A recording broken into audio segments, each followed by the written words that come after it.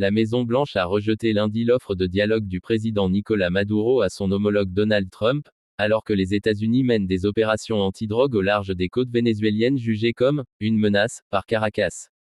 Les chefs de l'opposition vénézuélienne ont ce même jour soutenu le déploiement américain, l'estimant nécessaire pour démanteler la structure criminelle qui reste le seul obstacle au rétablissement de la souveraineté populaire au Venezuela, selon l'ex-candidat à la présidentielle, Edmundo González Urrutia.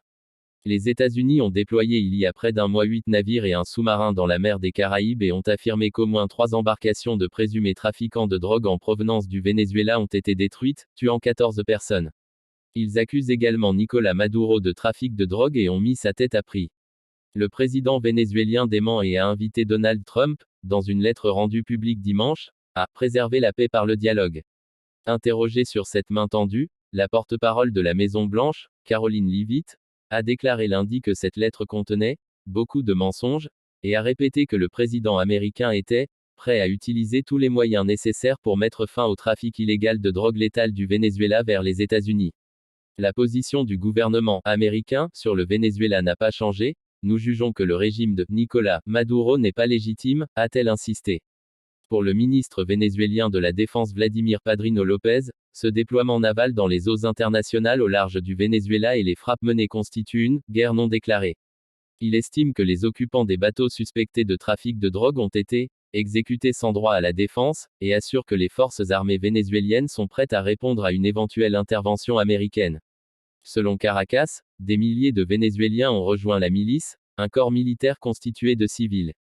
Donald Trump s'est moqué lundi dans une vidéo partagée sur son réseau Truth Social, où apparaît dans un supposé entraînement de cette milice une femme de forte corpulence en train de courir avec un fusil en main. Top secret, nous avons surpris la milice vénézuélienne en entraînement. Une menace très sérieuse, raille-t-il. Sortie de ce régime, l'opposition vénézuélienne, qui affirme avoir remporté la présidentielle de 2024 et reçoit le soutien de nombreux pays, dont les États-Unis, espère que la pression américaine entraînera la chute de Nicolás Maduro. Le peuple vénézuélien n'a pas d'autre option que de forcer la sortie de ce régime et de rétablir le mandat populaire et souverain, a encore affirmé dans une vidéo M. González Urrutia, exilé en Espagne depuis un an après un mandat d'arrêt émis à son encontre.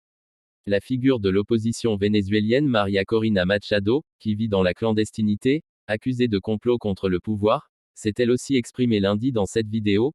Il ne nous reste que très peu de temps avant que les Vénézuéliens ne récupèrent leur souveraineté et leur démocratie. Soutenant la présence militaire américaine dans les Caraïbes, elle estime que les gangs vénézuéliens représentent une menace réelle et croissante pour la sécurité et la stabilité des Amériques. Vendredi, une autre figure de l'opposition, Enrique Capriles, 2 fois candidat à la présidentielle, avait dit ne pas soutenir une éventuelle intervention militaire américaine sur le sol vénézuélien, estimant que les actions du gouvernement Trump étaient contre-productives et renforçaient ceux qui sont au pouvoir.